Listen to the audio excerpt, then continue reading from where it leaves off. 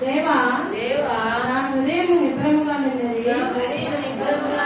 నేను పాడుతూ స్తుతిగానం చేసేదను, నా ఆత్మ పాడుతూ గానము చేయును. స్వరమండలమా సితారా మేలుకొనిడి, నేను వేకువనే లేచెదను, జనుల మధ్య నీకు కృతజ్ఞతాస్తుతులు చెల్లించెదను, ప్రజలలో నిన్ను కీర్తించెదను. యెహోవా నీ కృప ఆకాశము కంటే ఎత్తైనది, నీ సత్యము మేఘములంతా ఎత్తుగా ఉన్నది. దేవా ఆకాశము కంటే అత్యున్నతుడుగా నిన్ను కనపరుచుకొనుము. నీ ప్రభావము సర్వభూమి మీద కనబడనిమ్ము. నీ స్త్రీలు విమోచింపబడినట్లు నీ కుడి చేతితో నన్ను రక్షించి నాకు ఉత్తరమిమ్ము. తన పరిశుద్ధ తోడని దేవుడు మాట ఇచ్చి ఉన్నాడు. నేను ప్రకటించదును, షెకెమును పంచిపెట్టెదను, సుక్కోతులోయను కొనిపించదును. గిలాదు నాది, మనిషే నాది, ఎఫ్రాయిము నాకు శిరస్త్రాణము, యూదా నా రాజదండము. మోయాబు నేను కాలు కడుక్కును పల్లెము, ఎదోమి మీదికి నా చెప్పు విసిరివేయుదును. ఫిలిష్తీయుని బట్టి ఏ సాహము చేసి ఉన్నాను. కోటగల పట్టణంలోకి నన్ను ఎవరు తోడుకొని పోవును? ఎదోములోనికి నన్ను ఎవరు నడిపించును? దేవా నీవు మమ్మల్ని విడినాడి ఉన్నావు కదా. దేవా నా సేనలతో కూడా నీవు బయలుదేరిత మాని ఉన్నావు కదా. మనుషుల సహాయము వ్యర్థము, శత్రువులను జయించినట్టు నీవు మాకు సహాయము దయచేయము. దేవుని వలన మేము దూర కార్యములు జరిగించదము. మా శత్రువులను అనగదకు వాడు ఆయనే.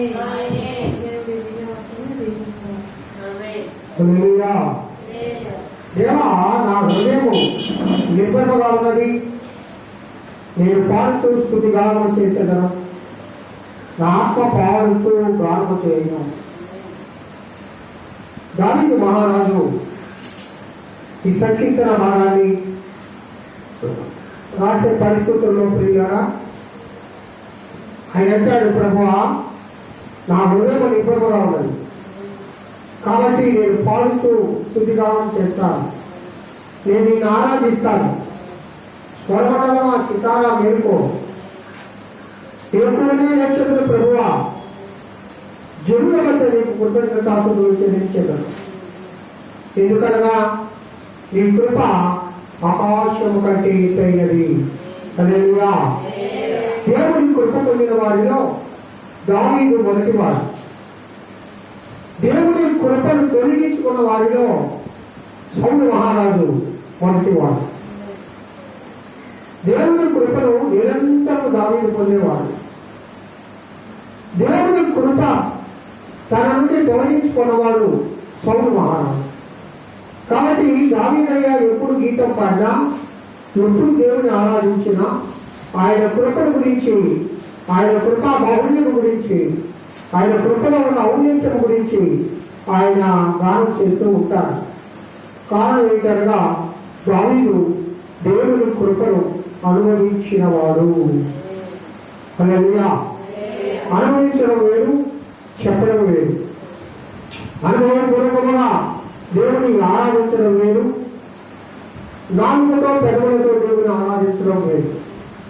అందుకే అంటారు, ప్రభువా నీవు ఆకాశం కంటే అత్యున్నతుడుగా ఉన్నావు నాయన, సర్వగురువు మీద నీ ప్రభావం కనబరుస్తున్నావు. యేసుదేవ చివరిగా ఏమంటారంటే మనుషుల సహాయము వ్యర్థము. మా దేవుని బట్టి మేము శూర కార్యములను జరిగించడము. మనుషుల సహాయము వ్యర్థమైనది కాబట్టి నా హృదయము నిబ్బరముగా ఉన్నది. ప్రియరా, భయపడవద్దు అని నేను చెప్తూ ఉన్నా. ఏ పరిస్థితులు ఏమొచ్చినా ఎన్ని కలిగినా ప్రతి పరిస్థితుల్లో దేవుడు నీకు తోడుగా ఉన్నాడు. నేను నడిపించేవాడు, నిన్ను ఆదరించేవాడు. నేను ఆయన కాచి కాపాడే దేవుడు, నీకు కేవలమై ఉన్న దేవుడు, నీకు ఆధారమై ఉన్న దేవుడు, నేను నిరంతరం కాచి కాపాడే దేవుడు. కాబట్టి నిబ్బరముగా మనం ఉండాలి. ఆ ప్రభు సన్నిధిలో నిబ్బరముగా ఉండి దేవుని గానం చేస్తూ ఉండాలి. దేవుని కృప పొందిన వారిలో మొదటి వరుసలో మనం ఉండాలి. దావీదు మొదటిగా ఉన్నారు. దేవుని కృప వెంబడి కృపను నిరంతరం మనం పొందుతూ ఉండాలి. ఆయన కృప ఆకాశమంత ఎత్తైనది. ఆయన కృప బాహుళ్యము సువిశాలమైనది. ఆయన కృప మానవుడి వల్ల అత్యున్నతముగా ఆయన కృపను చూస్తూ ఉన్నారు. చేయాలి ఆయన కృపను మనము పొందాలి. కోటగాల పట్టణంలోకి నన్ను ఎవరు తోడుకుపోవడం, ఏదేమోకి నన్ను ఎవరు నడిపించమంటున్నాను.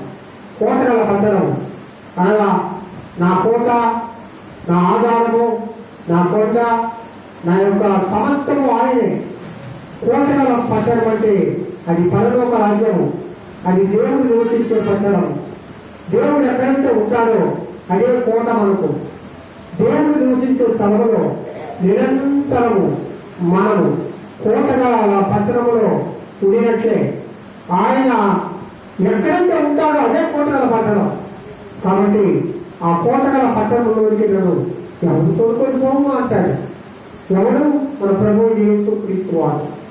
ఆయనే మన ఎప్పుడు కోటగా అడిగంటాడు. దావీదు అనేక వాళ్ళు, దేవా నీవే నా కోట, నీవే నా ఆధారము, నీవే ప్రభు నాకు కాచి కాపాడే దేవుడు, నన్ను నడిపించే దేవుడు అని నిరంతరము ఆ దేవుడు ప్రార్థన చేశాడు. పిల్లరా, మనము మన ప్రభువును నిబ్బరము కలిగిన హృదయంతో ఆరాధన చేద్దాం. మన దేవుని నిబ్బరము కలిగిన హృదయంతో స్తోత్రం చేద్దాం. ఆ దేవునికి స్తుతి చెల్లిద్దాం, ఆరాధన చెల్లిద్దాం. అందరూ దేవుని ఆరాధన చేయండి. నేను నడిపిస్తామని అనుకుంటున్నాను. కాబట్టి నిరంతరం ఆ ప్రభు సన్నిధిలో మనం ఆరాధన చేసుకుందాం. అందరూ దేవునికి స్తోత్రాలు చెప్పండి. అందరూ దేవునికి స్తోత్రాలు చెప్పండి. పిల్లల ఇంత గొప్ప సమయాన్ని ప్రభు మనకి ఇచ్చారు. దాన్ని చేయాలన్నట్టుగా ప్రభు కోటగల పట్టణంలో కదండి ఎవరు కోరుకోరు. ఇదిగో నాయన నీ కోటలో నివసించేవాడు, నా కోట, నా ఆధారము, నా కోట నీవే ప్రభు. కాబట్టి నిత్యము నీ సన్నిధిలో నేను నివసించే కృప నాకు దయచేయగలను. ఆ దేవుని సన్నిధిలో ఆ ప్రభుత్వం మనం ఆరాధన చేద్దాం. ప్రియులారా, ఆ దేవుడిని మనం స్తోత్రాలు చెల్లిద్దాం. స్తుతులకు పాత్రుడు మన దేవుడు, స్తుతింపదగిన దేవుడు మన దేవుడు. ఈ లోకంలో మనుష్యులను నమ్ముకున్నది కంటే యెహోవాను నమ్ముకుంటలేదు, రాజులను ఆశ్రయించుట కంటే నా దేవుని కృపను పొందుతా నా ఎంత ఆశీర్వాదకరము అని దేవుడు చెప్తూ ఉన్నాం. నిరంతరము నిత్యం ఆ ప్రభు సన్నిధిలో మనం ఆరాధన చేద్దాం, మనం స్తుతి చెల్లిద్దాం, మనం దేవుని సన్నిధిలో ఆరాధన చేద్దాం. ప్రియులారా, గత కాలమంతా ఆ దేవుడు చేస్తున్న మేలన్నిటినీ బట్టి ఆ దేవునికి స్తోత్రాలు చెల్లిద్దామా? స్తోత్రం ప్రభువా, స్తోత్రం స్తోత్రం స్తోత్రం స్తోత్రం. Hallelujah hallelujah hallelujah. Praise the Lord, praise the Lord, praise the Lord, praise the Lord. ఇశ్రాయేలా స్తోత్రం స్తోత్రం స్తోత్రం స్తోత్రం స్తోత్రం. Hallelujah hallelujah hallelujah hallelujah hallelujah హల్లెలూయా. ఆరాధన చేయండి దేవునికి. ప్రభువా, ఇదిగో నాయన నా శక్తితో నా బలంతో దేవుని ఆరాధన చేస్తూ ఉన్నాను. నిరంతరము నిన్ను ఆరాధిస్తూ ఉన్నాను దేవా. నిరంతరము నీలో ఉన్నాము రాజా. ఆ ప్రభువును ఆరాధన చేద్దాం. హల్లెలూయా స్తోత్రం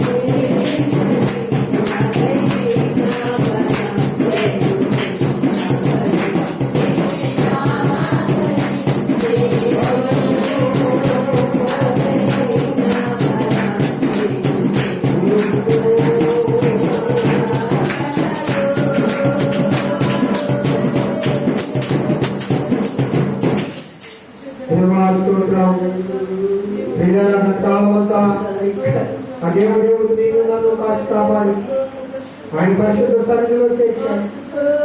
ఒకసారి జ్ఞాపకం చేసుకుందాం. ప్రభా మీరు చేసిన మేలన్నీ అయ్యా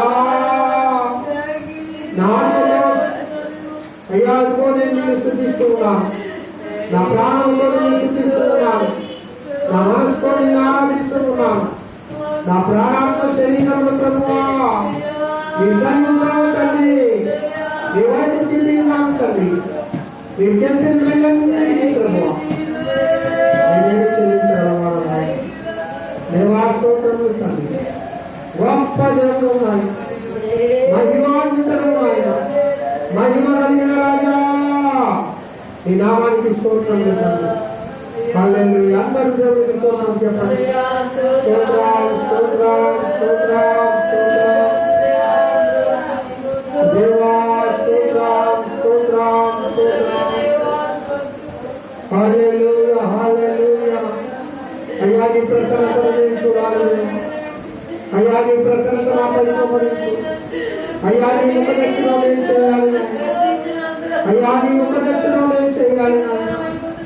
అయ్యా నీవు నన్ను బలపరచు ప్రభువా. నీ బాధ సన్నిధిలో నేను తెలియదు. అయ్యా ఒకసారి నన్ను దర్శించు. ఒకసారి నన్ను దర్శించాలి. అదే అందరూ ప్రార్థన చేద్దాం. అందరూ దేవుని స్తుతిద్దాం ప్రియులారా. అందరూ మా ప్రభువును ఆరాధన చేద్దాం. ఆత్మతో బ్రతుకుతున్న దేవుని ఆరాధన చేద్దాం.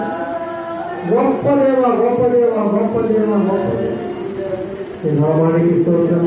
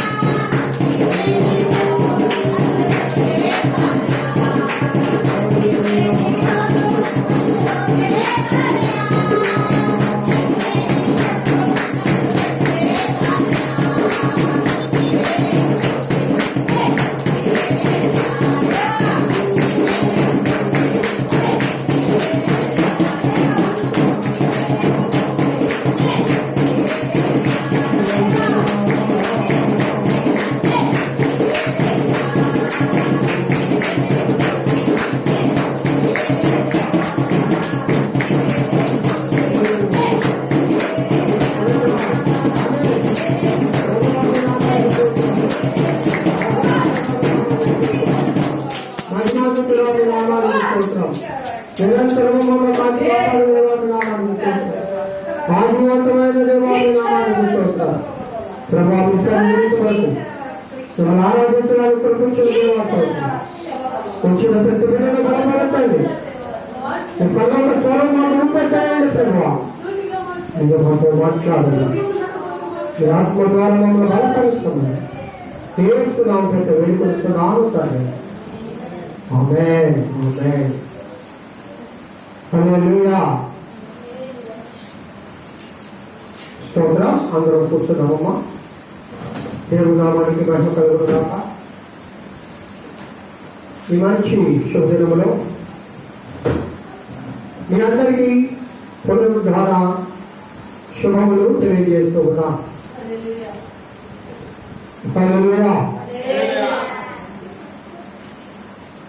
దేవుని వాక్యాన్ని కొద్ది నిమిషాలు మనము ధ్యానం చేసుకుందాం.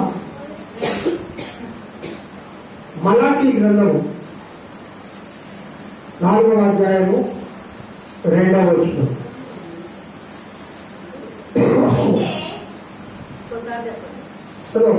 అయితే నా నామమందు భయభక్తులు కలవారు నీతి సూర్యుడు ఉదయించును. అతని రెక్కలు ఆరోగ్యం కలుగజేయడు కనుక మీరు బయలుదేరి కృపిన కూడలు బంతులు వేయనట్లు బంతులు వేయుదురు. ఏదనగా నియమింపబడిన దినము వచ్చినది, కొలిది కాలునట్లు అది కాలును. గర్భిష్ఠులందరూ దుర్మార్గులందరూ పొయ్యి కాలు వలె ఉండును.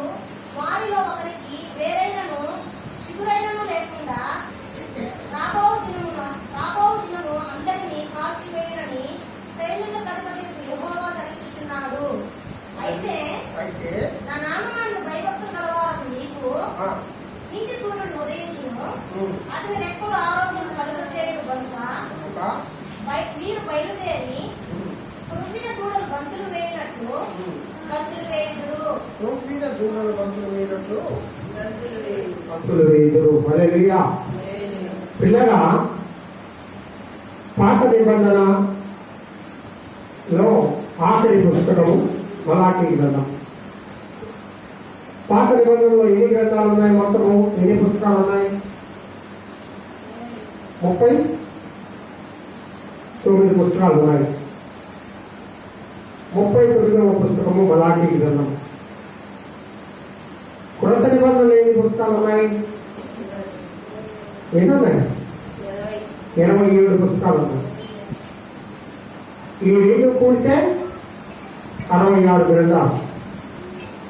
అవునా కదా? చాలా సార్లు విన్నాం మనం, కానీ జ్ఞాపకం ఉండవు. ఈ 39వ పుస్తకము మలాకీ ప్రవక్తల యుగము సమాప్తములో మలాకీ గారు క్రీస్తు పూర్వము 425వ సంవత్సరంలో ఈ మలాకీ గ్రంథాన్ని రచించారు. మలాకీ గ్రంథానికి చాలా ప్రాముఖ్యత ఉంది చేయాలి.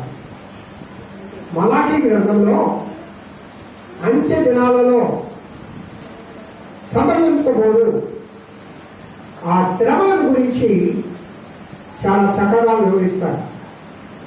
మనం చదువుకున్న భాగంలో కూడా మహారోగణ దినము గురించి గురించి 4వ అధ్యాయంలో ఆయన అంటాడు, నియమింపబడిన జనము. హల్లెలూయా. అదే జనం అంటది, నియమింపబడిన జనము. దేని కోసం నియమింపబడిన జనము? ఈ లోకము కోసము ఒక జనము నియమింపబడింది. ఈ లోకము కాల్చివేయబడడానికి, ఈ లోకము అగ్నిలో వేయబడడానికి, ఈ లోకంలో దుష్టులను అగ్నిలో వేయడానికి నియమింపబడిన ఒక జనాన్ని దేవుడు ఏర్పాటు చేస్తున్నాడు. దానినే మహారోగల జనము అని భక్తుడు అంటాడు. ప్రియులారా, హల్లెలూయా. మనం ఇక్కడ చూసినప్పుడు మొదటి వచనంలో నియమింపబడిన జనము గురించి, దేవుని నామమును ఎరగని ప్రజల గురించి, దుష్టుల గురించి, సైతాను సంపదల గురించి మొదటి వచనంలో చెబుతూ 2వ వచనానికి రాగానే అంటాడు, నా నామమందు భయభక్తులు గలవారు మీరు అంటాడు. దేవుని నామమందు భయభక్తులు కలిగిన వారికి ఎవరు తోడుగా ఉంటారంట? ఎవరు తోడుగా ఉంటారు? నీతి సూర్యుడు. హల్లెలూయా. అనగా యేసు క్రీస్తు ప్రభు గురించి ఇక్కడ ప్రస్తావన చేస్తాడు. పిల్లరా, ప్రతి ఒక్కరి బైబిల్ తీసి చూడండి. పాత నిబంధనలకు కొత్త నిబంధనలకు అడ్డంగా వైట్ పేపర్ ఉంటుంది. అవునా కాదా? ఒక వైట్ పేపర్ ఉంటుంది. ఎందుకంటే మలాఖీ గ్రంథము, మత్తయి సువార్త ఎన్ని సంవత్సరాలు తెలుసా? 400 సంవత్సరాలు. ఆ దాన్ని ఏమంటామంటే నిశ్శబ్ద కాలము అంటాం. ఏమంటాము? 400 సంవత్సరాలు దేవుడు మానవులతో మాట్లాడలేదు. పూర్వకాలంలో ఆదాము అవ్వల నుండి దేవుడు ఆయా రకాలుగా ఆయా ప్రాంతాలలో ఆయన మాట్లాడుతూ ఉన్నాడు. మొట్టమొదటిగా దేవుడు తానే వాక్కై ఆదాము అవ్వలతో స్నేహం చేశాడు. కొన్ని వందల సంవత్సరాలు ఏదైనా తోటలో ఆదాము అవ్వలతో ప్రత్యక్షంగా మాట్లాడాడు. హల్లెలూయా. ప్రత్యక్షంగా మాట్లాడాడా, వాక్కు ద్వారా మాట్లాడాడా? ఏంటి అందరూ బాబు ఇక్కడ విన్నాను. ప్రత్యక్షంగా మాట్లాడాడా, వాక్కు ద్వారా మాట్లాడాడా? దేవుడు ప్రత్యక్షంగా వచ్చి వాళ్ళతో కూర్చొని ముచ్చటించాడట. ప్రతి దినము సాయంకాల సమయంలో దేవుడు ఏం చేశాడమ్మా? ప్రతి దినము సాయంకాల సమయంలో దేవుడు వారితో ముచ్చటించేవాడు అనబడింది. అంటే ఆయన ఎక్కడో ఉండి ఆ శబ్దం ద్వారా పిలిచేవాడు కాదు. ఏమండి, దేవుడు వాళ్ళు చూడగలిగారా? దేవుడితో మాట్లాడగలిగారా? ఎందుకు మాట్లాడగలిగారు? వాళ్ళు ఏ శరీరం కలిగి ఉన్నారమ్మా? మహిమ శరీరం కలిగి ఉన్నారు. కాబట్టి మహిమ శరీరం కలిగిన వారు మాత్రమే మహిమాన్వితుడైన దేవుని కన్నులారా చూడగలరు. హల్లెలూయా. ఆ తర్వాత మరి ఎవరు కూడా దేవుని చూడలేదండి. ఆదాము అవ్వలు మాత్రమే వాళ్ళు పాపం చేయకపోవడం ఏదైనా తోటలో కొన్ని వందల సంవత్సరాలు దేవునితో అనుదినము గడిపారు. హల్లెలూయా.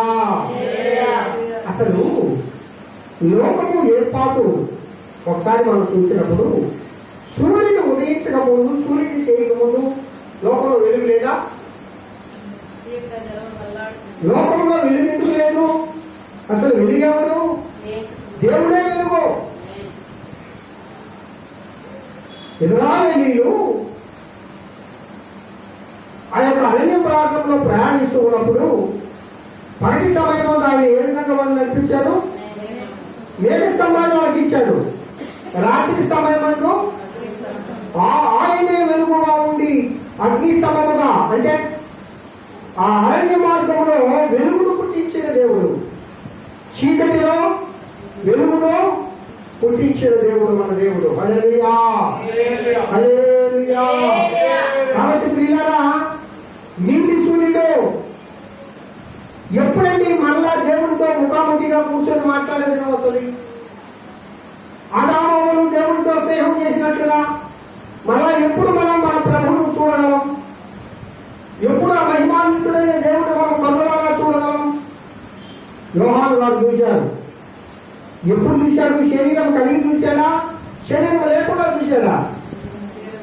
శరీరం లేకుండా చూశాడు. ఆత్మవశుడై నేను పరలోకమునకు కొనుక్కోబడితిని, అక్కడ అదుగో ఆ యొక్క ఆ మహా సింహాసనం మీద ఆసీనుడైన ఆ దేవుని నేను చూశాను.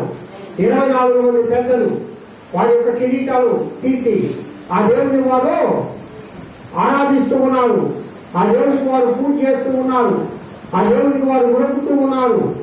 ఆ నీతి సూర్యుడైన దేవుణ్ణి నేను చూడగలిగాను అని అంటాడు. ఆ అదృష్టము ఈ బైబిల్ గ్రంథంలో ఇద్దరికే కలిగిన ప్రియులారా. ఒకటి పౌలు గారు నేను 3వ ఆకాశములకు ఎత్తబడింది అంటాడు. ఆయన 3వ ఆకాశములకు ఎత్తబడినప్పుడు ఆ దేవుని చూసిన వారిలో పౌలు గారు ఉన్నారు. 2వ వారు ఎవరనగా యోహాను గారు. అయితే స్టెఫను కూడా చూస్తారండి. అదిగో ఆకాశము తెరవబడి మేఘారూఢుడైన యేసు ప్రభు వారు ఆ సింహాసనంపై కూర్చుని ఆ మహిమానుడైన ఆ దేవుని స్టెఫను కూడా చూస్తారు. ప్రియా దేవుడు వీళ్ళారా, ఇక్కడ రాయబడిన మాటలు మనం ఒకసారి చూసినప్పుడు ఆయన నామమును భయభక్తులు కలిగిన వారు మీరు నీతి సూర్యుడు మీ కొరకు. ఎవరి కొరకట? ఆయన నామమును భయభక్తులు కలిగిన వారి కొరకు నీతి సూర్యుడు ఉదయించబోతున్నాడు అని 425వ సంవత్సరము ఈ గ్రంథాన్ని రాసిన మలాకి గారు 25 సంవత్సరాలు ఈ గ్రంథాన్ని రాసి ఆయన జీవిస్తాడు. ఆయన చనిపోతాడు. ఆ తర్వాత ఏ ప్రవక్త కూడా లోకంలో కనబడ్డాడు. దేవుడు మౌనమైపోతాడు. దేవుడు 400 సంవత్సరాలు ఎవరితో మాట్లాడు. శూన్యకాలం అది, నిశ్శబ్ద కాలం అది, దేవుడి మాట వినబడిన కాలం అది, అంధకార కాలం అంటారు భక్తులు. నిజమే కదా? దేవుడు దర్శనమే లేదు. దర్శనం లేక ఇజ్రాయేలీలో పాడైపోతున్నారంటారు. కానీ ఇక్కడ మలాకి గారు చెప్తారు, దేవుని యందు భయభక్తులు గల వారి కొరకు నీతి సూర్యుడు ఉదయించడు. హల్లెలూయా. ప్రియగా చరిత్రలో మనం ఒకసారి చూస్తే ఈ మలాకి నుండి మత్తయి వరకు 4 మహా లోకంలో పుడతాయండి. మొట్టమొదటి ఏంటంటే బబులోను మహాసామ్రాజ్యం. నేనమ్మా బబులోను మహాసామ్రాజ్యం. నేను టూకీగానే చెప్తాను, వాటి గురించి మీకు చెప్పను. రెండవది పారసిక సామ్రాజ్యం.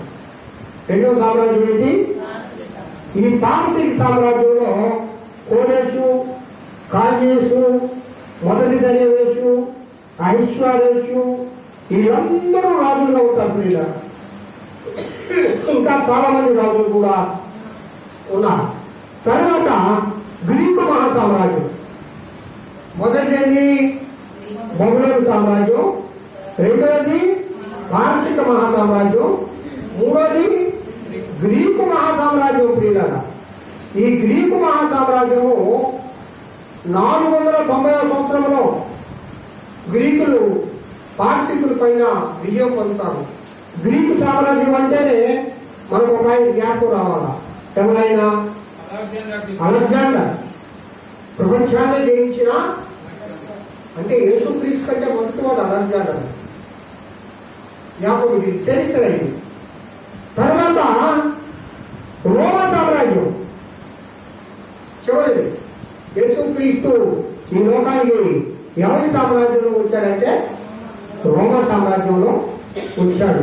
ఈ 4 మహా సామ్రాజ్యాలు 400 సంవత్సరాలు లోకాన్ని ఏలాయి. యూదులు కూడా అనేక రకాలైన బాధలు పడ్డారు. యూదులు ఏ విధంగా విధించబడ్డారంటే అప్పుడు తీవ్రవాదులుగా తయారయ్యారంటే యూదులు.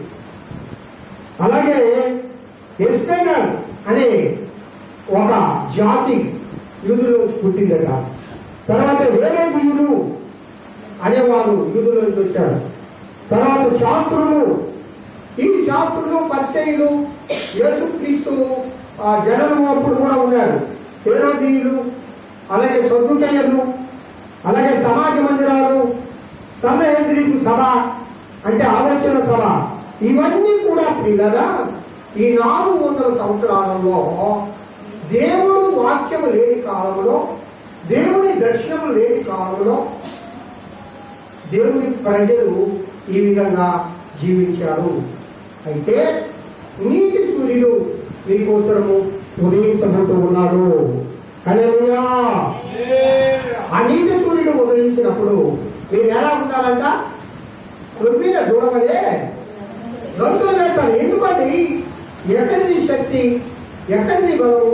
ప్రభువుని యేసుక్రీస్తు వారు ఈ లోకానికి వచ్చిన తర్వాత ఆయన నమ్మిన బిడ్డలకు ఆయన ప్రకారముగా ఉండను. హల్లెలూయా. ఆయన తోడుగా ఉండను.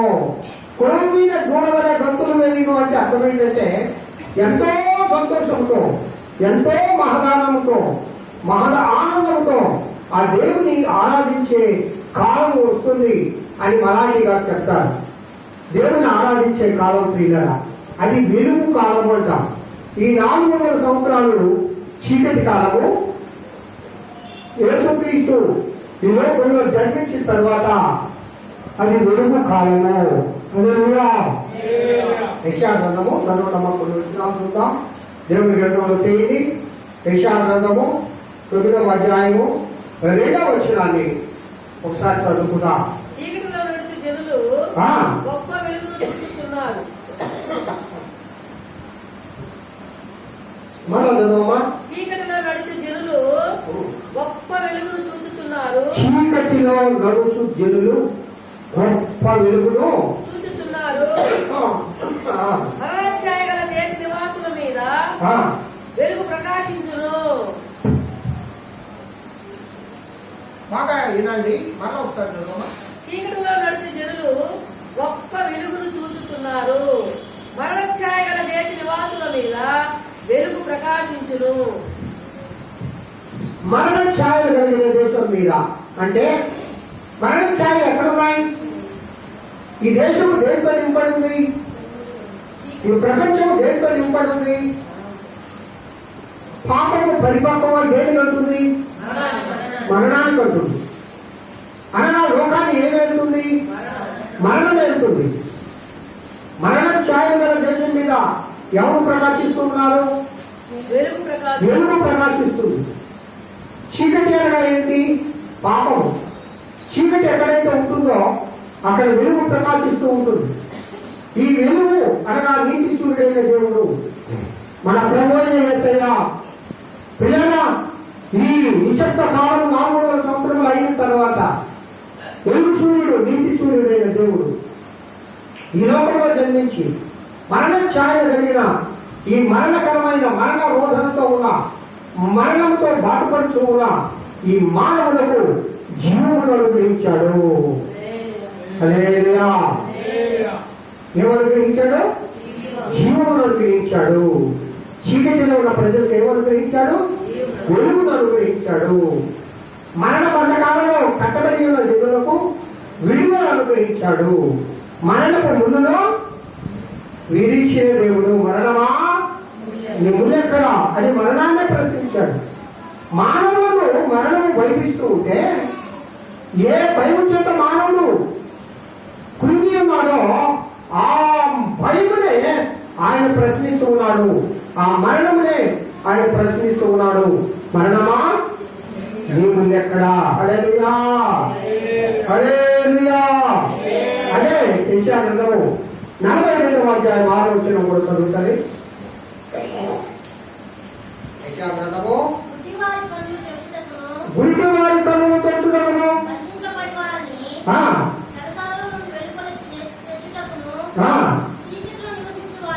చీకటిలో నివసించు వారిని బందీ గృహంలో నుండి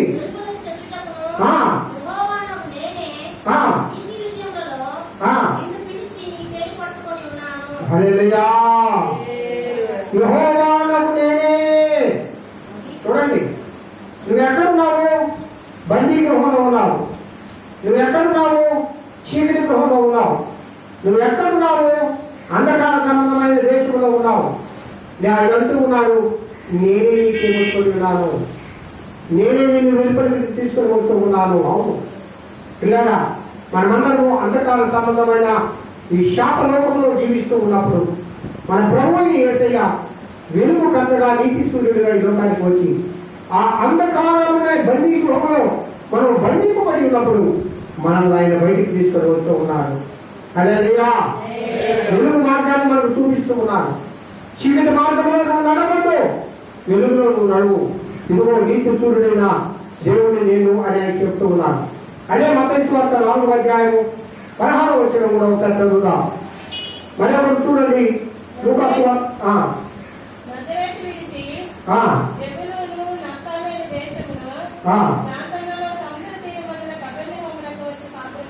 కాపురములను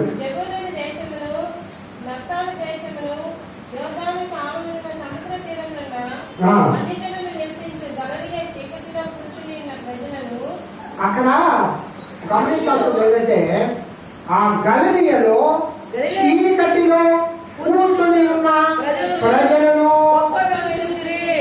ఏం చేశాట? హల్లెలూయా.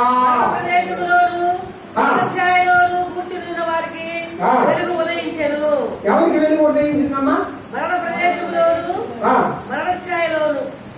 బాగా బాగా బాగా ఏంటమ్మా ఇక్కడ మరణ ఛాయలో ఉండే వాళ్ళ కోసము వెలుగు ఉదయించారు. చీకటి అంధకారంలో బంధించబడి ఉన్న వారి కోసము నువ్వు చీకటి గృహంలో నువ్వు బంధిపోయి ఉన్నప్పుడు నీ చేయి కొట్టుకుని నడిపించిన దేవుడు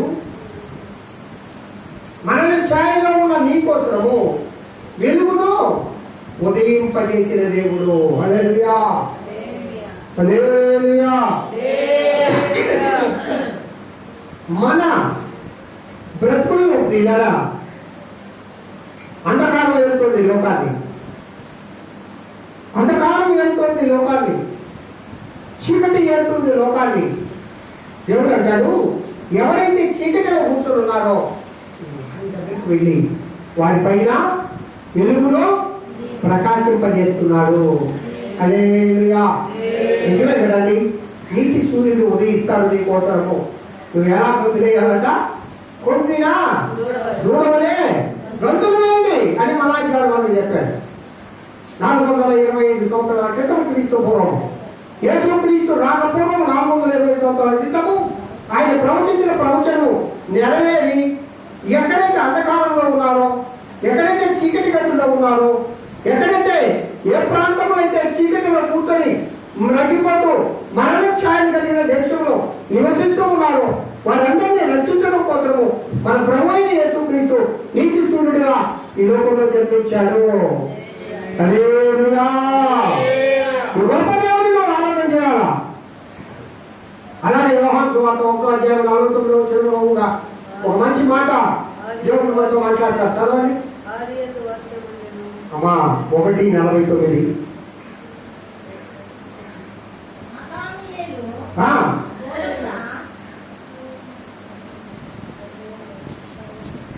బోధకుడానికి దేవుని కుమారుడు ఇశ్రాయేలు రాజు అని ఆయనకు ఉత్తరం ఇచ్చాడు. ఆదియందు వాక్యము నేను వాక్యం దేవుడు అయ్యాను అనేది 1:1 వచ్చినాం. ఆదియందు వాక్యం ఉండేను, వాక్యం దేవుని యొద్ద ఉండెను, వాక్యం దేవుడై ఉండెను. 3:12 చదవమ్మా. యోహాను 3:12. భూసంబంధమైన సంగతులు నేను మీతో చెప్పితే మీరు నమ్ముకున్నప్పుడు పరలోక సంబంధమైన మీతో చెప్పిన ఎలా నమ్ముతున్నారు? 12:35 అదే యోహాను సువార్త.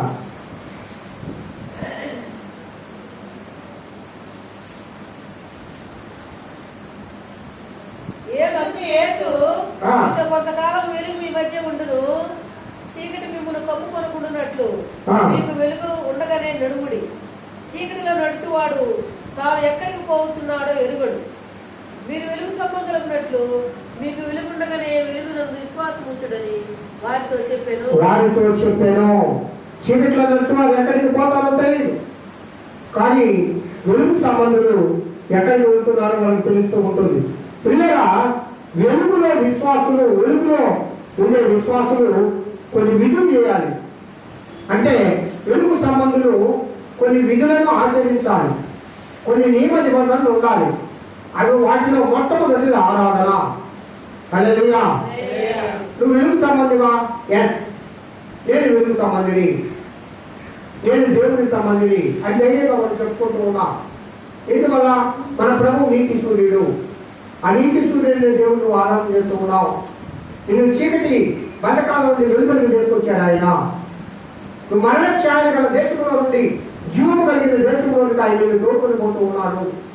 కాబట్టి ఈ జీవము కలిగిన బాటలో నువ్వు ప్రయాణం చేస్తూ ఉన్నప్పుడు, ఈ వెలుగులో నువ్వు ప్రయాణం చేస్తూ ఉన్నప్పుడు నువ్వేం చేయాలంటే ఆరాధన చేయాలి. హల్లెలూయా.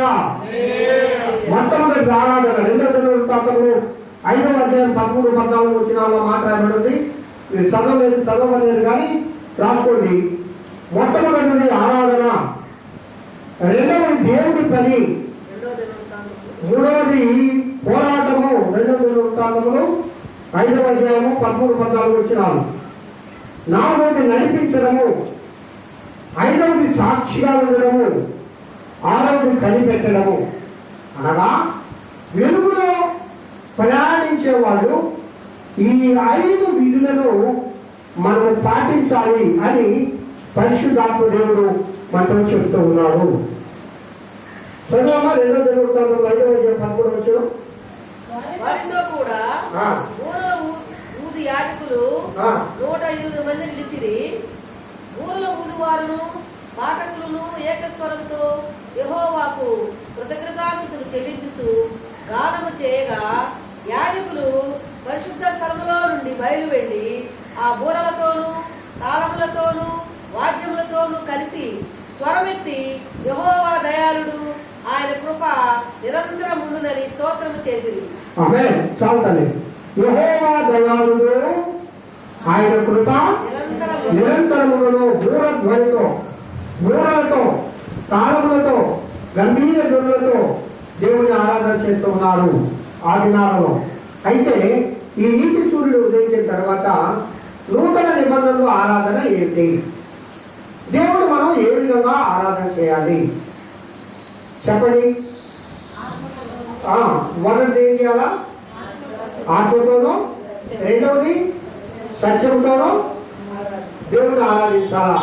ప్రాణము, ఆత్మ, శరీరము, ఆ మూడింటితోనూ దేవుని ఆరాధించాలా.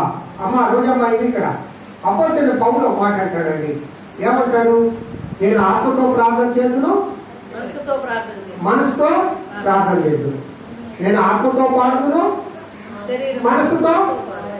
అంటే మనసుతో కూడా పాడతారా, ఆత్మతో కూడా పాడతారా? మనం ఎట్లా పాడుతూ ఉన్నాం? మనం ఎట్లా దేవుని ఆరాధన చేస్తూ ఉన్నాం? దేవుని ఆరాధన చేస్తే వారి యాజకులట ఆ బూరలో పట్టుకొని దేవుని ఏ విధంగా ఆరాధన చేస్తూ ఉన్నారు? ఆయన గంభీరతలతో ఆయన ఆరాధన చేస్తూ ఉన్నారు, ఆయన స్తోత్రిస్తూ ఉన్నారు. పిల్లరా, మన నివాళులను దేవునికి అర్పించాలి, మనం దేవుని ఆరాధించాలి. పరలోక రాజ్యంలో మనం చేయబో విజయంతో తెలుసా? నిరంతరము స్తోత్రార్హుడు, స్తుతులకు పాత్రుడని దేవుని స్తుతించడమే. హల్లెలూయా. దేవదూతలు చేసే పని ఏంటి? దేవునికి గాన ప్రతిగానం చేయడమే కదా. దేవుడు ఏమన్నాడు? అరే బాబు, దేవదూతలకు సిగ్గు వచ్చేలాగా ఇదిగో ఈ మన్ను ద్వారా నేను స్తుతింపబడతాను, ఈ మట్టి నన్ను స్తుతిస్తుంది. అనగా ఈ మట్టిలో నుండి వచ్చే మానవుడు మహిమ చెందినగా మార్చబడి వీరి ద్వారా నేను స్తుతి పొందుతాను, వీరి ద్వారా నేను ఆరాధింపబడతాను, వీరి ద్వారా నేను మహిమపరచబడతాను అని చెప్పి దేవదూతల ఆరాధన కంటే దేవునికి ఇష్టమైన ఆరాధన ఏంటో తెలుసా? నీవు నేను చేసే ఆరాధన. హల్లెలూయా, హల్లెలూయా. ఆ దేవుని నిరంతరం పరలోక రాజ్యంలో దేవదూతలు స్తుతి ఆరాధన చేస్తూ ఉన్నా ఆయన ఎవరి కోసము తన చెవులు ఆయన ఇట్లా పెట్టి వింటాడంటే నీ ఆరాధన కోసరము, నీ స్తుతి కోసరము, నీ ప్రార్థన విన్నపముల కోసరము. నువ్వు దేవుణ్ణి ఆరాధిస్తూ ఉన్నప్పుడు పరలోక రాజ్యంలో దేవుడు ఎంతో సంతోషిస్తాడు ప్రియులారా. ఆయనకేం ఆరాధన లేక కాదు, ఆయనకేం మహిమ లేక కాదు, ఆయనకేం స్తోత్రాలు లేక కాదు, ఆయన మహిమపరిచే వారు లేదు కాదు.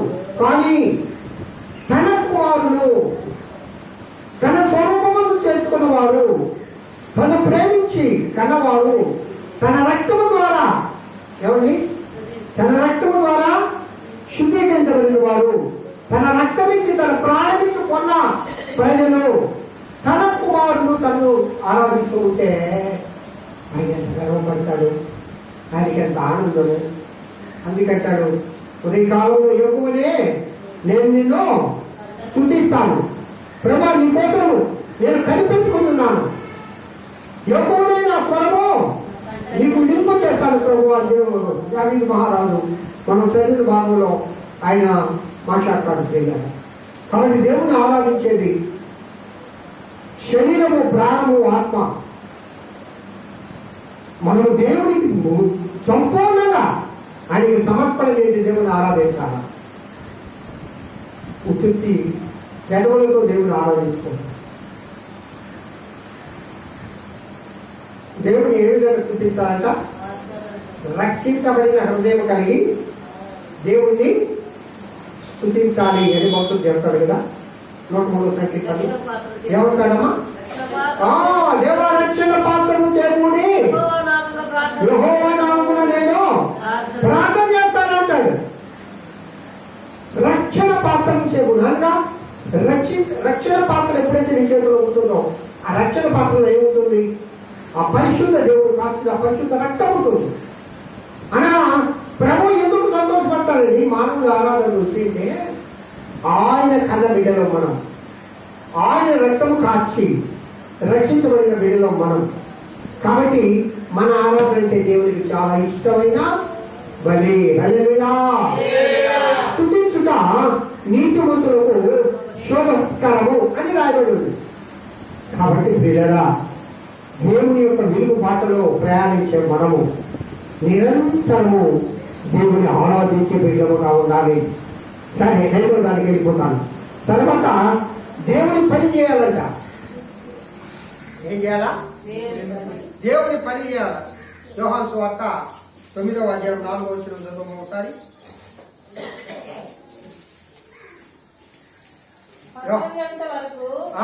పంపిన వాడి క్రియలు మనము చేయించున్నవాళ్ళు. అలా చదువుతాను, అలా చదువు. నాకు చెవుడు వచ్చింది రాను అనుకోకుండా. పగలు ఉన్నంత వరకు నన్ను పంపిన వారి క్రియలు మనకు చేయుచుండవలెను. ఇప్పుడు పగలున్నంత వరకు అంటే ప్రాణం ఉన్నంత వరకు మనం పంపిన వారి క్రియలు. మనల్ని ఏ దేవుడైతే ఎన్నుకున్నాడో, మన దేవుడు ఎవరు? నీతి సూర్యుడు. అది జ్ఞాపకం పెట్టుకోండి. ఇతరులకు నీతి సూర్యుడైన దేవుని, వెలుగుమయుడైన దేవుని, మహోన్నతుడైన దేవుని మనం దర్శిస్తూ ఉన్నాం. ఆ నీతి సూర్యుడైన దేవుడు పగలున్నంత వరకు చీకట్లో నువ్వేం పని చేస్తావమ్మా?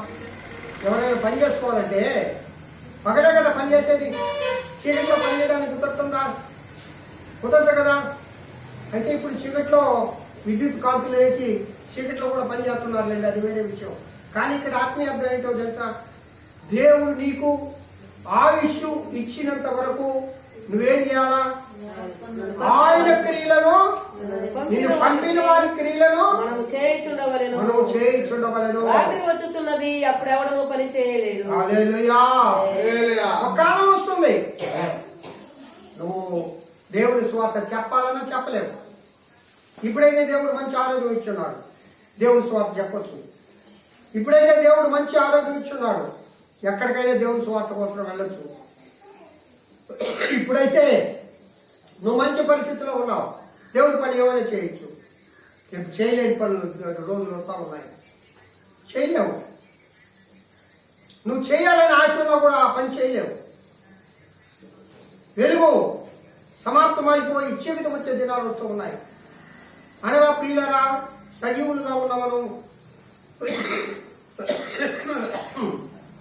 సజీవులుగా ఉన్న మనం ఆ సజీవుడైన దేవుని వెలుగు ఉన్నంత కాలమే ప్రాణంతో ఉన్నంత కాలమే ఆ ప్రభువును మనం ఆరాధించగలము. హల్లెలూయా, హల్లెలూయా. దేవుని పని చేయడం అంటే ఏంటి చెప్పండి? ఏంటి దేవుని పని చేయడం అంటే? ఇప్పటికి రావడం చెప్పండమ్మా. గుడి శుభ్రం చేయడం, కాపలు వేసుకోవడం, అదేనా దేవుని పని?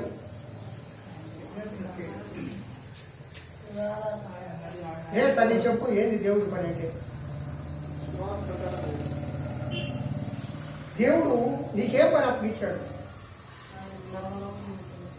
నువ్వు రక్షించబడ్డావు. నీతి సూర్యుడైన దేవుడిని నువ్వు చూసావు. ఆ నీతి సూర్యుడైన దేవుని మహిమను నువ్వు పొంది ఉన్నావు. వెలుగును పొందిన నీవు ఇతరులకు వెలుగును చూపించాలి. హల్లెలూయా. చీకటిలో బంధించి ఉన్న నిన్ను ఆ ప్రేమామయుడైన దేవుడు, కృపామయుడైన దేవుడు తన పరిశుద్ధ రక్తాన్ని కాచి చీకటిలో నుండి నిన్ను వెలుగులోనికి తీసుకొచ్చాడు కదా. వెలుగులో ప్రయాణం చేసే వాళ్ళు చేసే పనులు ఇప్పుడు చెప్పేది. మొదటిది ఆరాధన, రెండవది దేవుని పని. నువ్వు దేవుని పని చేయాలంటే నువ్వు చీకటిలో ఉన్న వారికి దేవుని యొక్క వెలుగును ప్రకటించాలి. దేవుని సువార్తను ప్రకటించాలి. దేవుని పని చేయాలి. అందుకే వెలుగు ఉన్నప్పుడే పని చేయండి అంటాడు. నీ ప్రాణం ఉన్నంత వరకే నీకు దేవుడు మంచి ఆరోగ్యం ఇచ్చున్నాడు. ఈ ఆరోగ్యం ఇచ్చిన ఈ దినాలలోనే దేవుని పనిని మనం చేయాల్సింది. మనకు అన్నిటికీ సమయం వస్తుంది, కానీ దేవుని పని చేయడానికి మాత్రం సమయం రాస్తాను. లోక సంబంధంగా మన పనులన్నీ మనం చేసుకోవడానికి మనకు దేవుడు బాగా దేవుడు కదా సమయం ఇచ్చేది. మనుషులు మనమే. దేవుడు సమయం ఇస్తే ఆ దేవుడి కోసం చేయాలి. మనము లోకంలో ఉన్న నీ పనులకు ఇచ్చిన ప్రాధాన్యత దేవుడి పనికి ఇకపోతే ఎట్లా? నువ్వు వెలుగులోనే ప్రయాణం చేస్తున్నావా?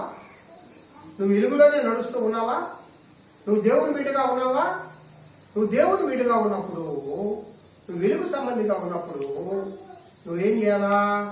వెలుగు సంబంధమైన పనులను నువ్వు చేయవలెను. హల్లెలూయా, హల్లెలూయా.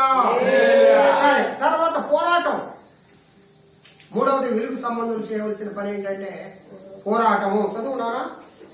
నేను ఒక్కొక్క వచ్చినానే చెప్తున్నాను, ఎక్కువ వచ్చిన చెప్పడం లేదు. పోరాటం. రోమిలకు రాసిన పత్రిక 13వ అధ్యాయం 12వ వచనం. ఆత్మీయ పోరాటం.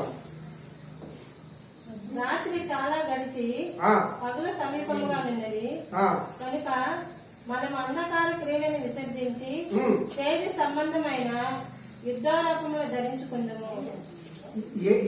ఏం ధరించుకోవాలంటమ్మా? యుద్ధోపకరణములు. యుద్ధోపకరణాలే కదా. దేంతో పోరాడడానికి? సాతానుతో పోరాడడానికి. ఏమేమి ఆ యుద్ధోపకరణాలు? ఒకసారి మీరే చెప్పండి నాకు. వేరమ్మా యుద్ధోపకరణాలు ఏదో చెప్పు అమ్మ. సర్వాంగ కవచం, సత్యమనే దట్టి, అలాగే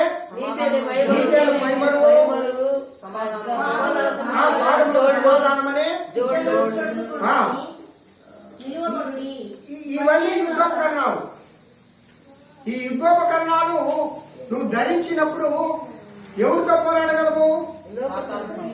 సాతానుతో పోరాడగలవు, అంధకారంతో పోరాడగలవు. వెలుగుమయంగా నైనా వాక్యం అయిపోయింది రా మన పోదు. వెలుగుమయంగా మనము వెలుగులో ప్రయాణించే మనము పోరాడేది ఎవరితో? ఈ లోక సంబంధమైన, అంధకార సంబంధమైన దురాత్మల సమూహంతో నువ్వు పోరాడుతూ ఉన్నావు. నువ్వు పోరాడేది చిన్న చిట్టుకబాటుతో కాదు. నీకంటే బలవంతుడు. నీకంటే బలవంతుడితో పోరాడాలంటే నువ్వేం ధరించుకోవాలా? యుద్ధోపకరణాలు ధరించుకోవాలి. ఒకసారి దావీదు గారి దగ్గరికి వెళ్తామా? దావీదు గారు ఎవరితో పోరాడుతూ ఉన్నాడు ప్రియులారా? గొలియాతుతో పోరాడుతూ ఉన్నాడు. గొలియాతు ఎలాంటి వాడు? 6.5 అడుగులు ఎత్తుగలవాడు. అతను ధరించుకున్న యుద్ధోపకరణాల బరువే కొన్ని వేల కేజీలు బరువు అంటాయి. ఆ డాలు కానీ ఆ కత్తి కానీ ఆయన ధరించిన ఆ మొత్తము అది అసలు దావీదు నీ ఒక దాంట్లో కూర్చొని పెట్టి ఆ గొలియాతు ధరించిన యుద్ధపు ఖండాలని ఒక పక్క కూర్చొని పెడితే ఎవరు తేలికైపోతాడు? దావీదే తేలికైపోతాడు. దావీదు పొట్టాడు, దావీదు అంత బలవంతుడే కాదు. కానీ ఆ గొలియాతును జయించాలంటే దావీదు ఏం ధరించుకున్నాడు? దేవుడు అనుగ్రహించిన యుద్ధోపకరణం ధరించుకున్నాడు. హల్లెలూయా, హల్లెలూయా. అయ్యేంటయి ఒక వాగులోకి వెళ్ళాడు, ఏం తీసుకున్నాడు? రాళ్ళు తీసుకున్నాడు. ఆ రాళ్ళకి ఏమాత్రం కూడా నున్నగా ఉండాలి ఆ రాళ్ళు. చూడండి ఒడిసేలా పిల్లరా, దేవుడు ఏదైతే చెప్పాడో అది దావీదు చేశాడు కాబట్టి ఆ గొలియాతును జయించాడు. అది యుద్ధోపకరణం, అది ఆత్మీయ యుద్ధోపకరణము. అలాగే ఈ ఆత్మీయ యుద్ధోపకరణాలు మనం ధరించుకోవాలి. ఎప్పుడైతే ఈ ఆత్మీయ యుద్ధోపకరణాలు ధరించుకుంటావో నువ్వు పోరాడేది ఈ చీకటి సంబంధమైన అంధకార సంబంధమైన వారిని నువ్వు జయించగలవు. హల్లెలూయా. తర్వాత నడిపించడం. తర్వాత మాట ఏంటమ్మా? ఎఫెసీయులకు రాసిన పత్రిక 5వ అధ్యాయం 9వ వచనం చదవండి. వెలుగు ఫలము సమస్త విధములైన మంచితనము, నీతి, సత్యమని వాటిలో కనబడుతున్నది. కనుక ప్రభువుకి ఏది ప్రీతికరమైనదో దాన్ని పరిశీలిస్తూ వెలుగు సంబంధుల వల్ల నడుచుకున్నది. మనం ఏ విధంగా నడుచుకోవాలంటమ్మా? ఇక్కడ వెలుగు సంబంధుల వల్ల. నువ్వు వెలుగులో నడుస్తూ ఉన్నావు కదా, వెలుగు ఫలం ఏంటి?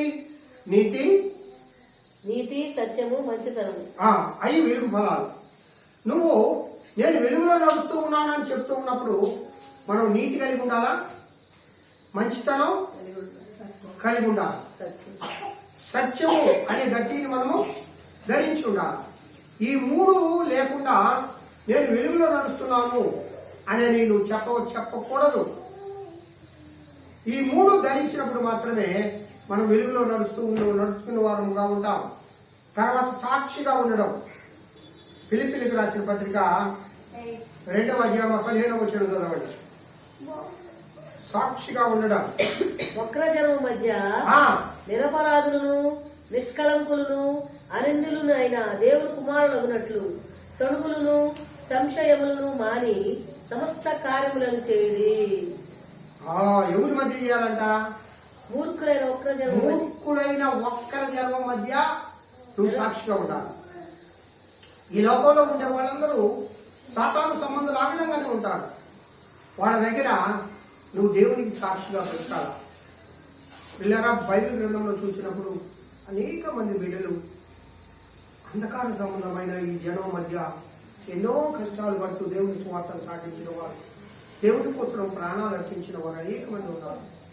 దేవునికి సాక్షిగా మనం జీవించాలి. చివరిగా కనిపెట్టాలి.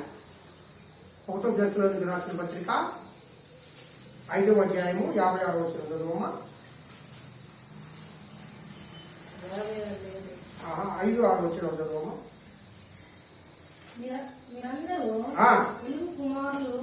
వెలుగు సంబంధులను మీరందరూ వెలుగు సంబంధులను బాధ్యతమ్మా. మీరందరూ వెలుగు సంబంధులను పగటి సంబంధులై ఉన్నారు. మనం ఏ సంబంధమై ఉన్నామంట? సంబంధులను పగటి సంబంధులై ఉన్నారు. అందరూ చెప్పండి అన్నమాట.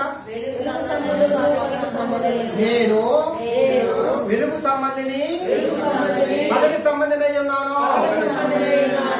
నిజమేనా? నేను వెలుగు సంబంధిని పగటి సంబంధినై ఉన్నాను. ఎందుకంటే వెలుగులో నువ్వు ప్రయాణం చేస్తూ ఉన్నావు. నీతి సూర్యుడైనా ఆ నీతి సూర్యుడు ఉదయించాడు కాబట్టి ప్రొమిన గొడవలను గంతులు వేయమని దేవుడు చెబుతూ ఉన్నాడు. ఆ గంతులు వేసే సమయంలో నువ్వు ఎలా ఉండాలా? వెలుగు సంబంధిగా ఉండాలా, పగటి సంబంధిగా? అనగా వెలుగు సంబంధులు ఎవరు? వెలుగులో నడిచేవారు, వెలుగును పొంది ఉన్నవారు, వెలుగును కలిగి ఉన్నవారు, వెలుగులో జీవించేవారు. హల్లెలూయా. యేసును పొంది ఉన్నవారు, యేసును కలిగి ఉన్నవారు, యేసుతో నడిచేవారు. మనమందరము యేసును కలిగి, యేసును పొంది, యేసుతో నడుస్తూ ఉన్నప్పుడు మనమందరము వెలుగు సంబంధమే. హల్లెలూయా. కాబట్టి వెలుగులో మనము నడిచేటప్పుడు చేయవలసిన విధులు ఏంటనగా, మొదటిది ఆరాధన, రెండవది ఏంటి దేవుని పని, మూడవది ఏంటి పోరాటము, నాలుగవది ఏంటి నడిపించడము, ఐదవది ఏంటి సాక్షిగా ఉండడము, ఆరవది ఏంటి కనిపెట్టడము. దేవుని కోసము ప్రియులారా, ఎప్పుడైతే నువ్వు వెలుగు సంబంధంగా నడుస్తూ ఉంటావో, ఎప్పుడైతే నువ్వు వెలుగును కలిగి ఉంటావో, నువ్వు ఆ వెలుగు కోసమే కనిపెడుతూ ఉంటావు. ఎవరైతే చీకటి సంబంధులు వెలుగు కోసం ఒక ఆయన కనిపెడతా ఉంటాడు, ఎప్పుడెప్పుడు తెల్లారద్దా తెల్లారద్దా. ఎవరు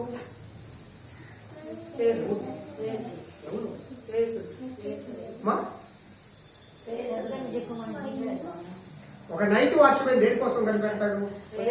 ఎప్పుడు తెల్లారద్దా అని కనిపెడతాడు. ఎప్పుడు తెల్లారద్దా, ఎప్పుడు నా డ్యూటీ అయిపోతుందా అని. మనమందరము ఈ లోకంలో నైట్ వాచ్మెన్లే. ఈ అంతకాల సంబంధమైన ఈ లోకాన్ని వదిలి బండకాలంలో నువ్వు పడి ఉన్నప్పుడు ఆయన చేయబట్టుకొని నేను బయటికి తీసుకొస్తా ఉన్నాను, బందీగృహంలో నేను బయటికి తీసుకొస్తూ ఉన్నాను. నువ్వు ఇదిగో వెలుగు కోసం ఎదురు చూస్తే బిడ్డవు. నువ్వు ఆ నీటి సూర్యుడు ఎప్పుడు ఉదయిస్తాడు? ఆ నీటి సూర్యుడి కోసం మనం ఆయన కోసం కనిపెట్టాలా, ఆయన రాకడ కోసం కనిపెట్టాలా, ఆ కడగోడ ధ్వని ఎప్పుడు వినబడుతుందా అని మనం కనిపెట్టాలి. కాబట్టి చివరిగా మరి ఒకసారి వచ్చిన చదువుకుందామా? చదువు మలాకి 4వ అధ్యాయము 2వ వచనం.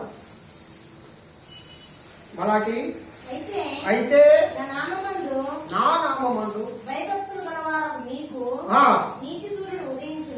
నీ భయభక్తులు గలవారి మీకు నీతి సూర్యుడు ఉదయించును. ఆయన రెక్కలు నీకేం కలిగజేస్తాయంట? ఆరోగ్యము కలుగు చేస్తాయి. కనుక నువ్వు బయలుదేరి క్రొప్పిన దూడవలే గంతులు వేయవలెను. హల్లెలూయా. సూర్యుడు మన కోసం ఉదయించున్నాడు. శ్రీగారు యేసుక్రీస్తు ప్రభు నీ కోసం ఉదయించున్నాడు. ఆయన రెక్కల నీడలో నీకు ఆరోగ్యం కలుగుతుంది. కాబట్టి నువ్వు బయలుదేరు. నువ్వు ఎలా బయలుదేరాలి లోకంలో అంటే, నీ జీవితము దేవుని ఆరాధించే వారుగా నిరంతరము దేవుని ఆరాధించే బిడ్డగా నువ్వు ఉండాలి. నిరంతరము దేవుని స్తుతించే బిడ్డగా నువ్వు ఉండాలి. నిరంతరము దేవుని పనిలో ఉండే బిడ్డగా నువ్వు ఉండాలి. నిరంతరము అంధకార సంబంధమైన శక్తులతో పోరాడే బిడ్డగా నువ్వు ఉండాలి. నిరంతరము అనేక మంది బిడ్డలను వెలుగు సంబంధులుగా నడిపించే బిడ్డలుగా మనం ఉండాలి. నిరంతరము ఈ లోకంలో యేసు క్రీస్తు ప్రభువుకు సాక్షిగా మనం జీవించాలి. ఆయన కోసం కనిపెట్టే బిడ్డలుగా మనం ఉండాలి. అలాంటి కృప మన ప్రియుడైన యేసయ్య మనందరికీ దయచేయగాక. దేవుడి వాక్యమును దీవించి ఆశీర్వదించుగాక. హల్లెలూయా. మంచిది ప్రియులారా, అంతవరకు ప్రభు సన్నిధిలో ఆయన వాక్యాన్ని మనం ఈ వాక్య నిమిత్తము ప్రార్థన చేయడమ్మా. ఎవరైనా ఆత్మలో ప్రేరణ కలిగిన వారు ఎవరైనా ప్రార్థన చేయండి.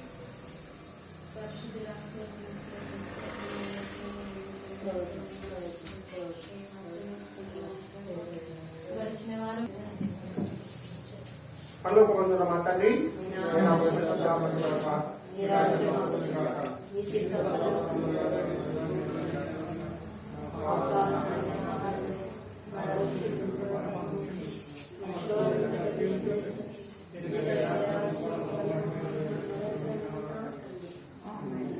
తండ్రి అయిన దేవుడి నుండి కుమారుడైన యేసుక్రీస్తు నుండి పరిశుద్ధాత్మ అన్యోన్య నిత్య సహవాసం ఇంతవరకు ఆయన కృపలో ఆయన సన్నిధిలో ఉన్న మనందరికీ, సర్వలోక పరిశుద్ధులకు, సార్వత్రిక సంఘానికి, మన సంఘంలో ఉన్న ప్రతి బిడ్డకు, ప్రతి కుటుంబానికి, అనారోగ్యంగా ఉంటూ దేవుని ఆలయంలోకి రాలేక ఇదిగో గృహంలోనే ఉంటున్న బిడ్డలందరికీ ఇప్పుడు ఎల్లప్పుడు సదాకాలముతో నడిపించును గాక. ఆమేన్.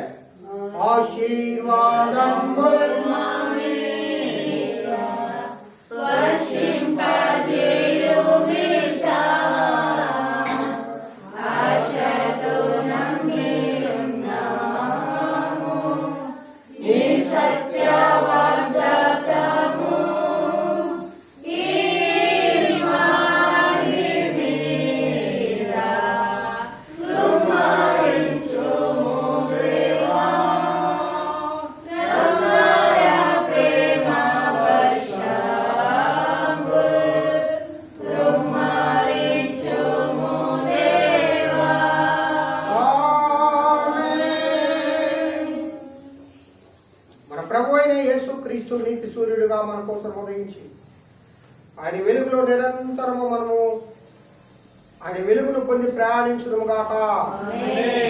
ఆయన కృపాక్షేమములే మన వెంట వచ్చును గాక. ఆయన సన్నిధి నిరంతరము మనకు తోడుగా ఉండి నడిపించును గాక. ఆమేన్. హల్లెలూయా.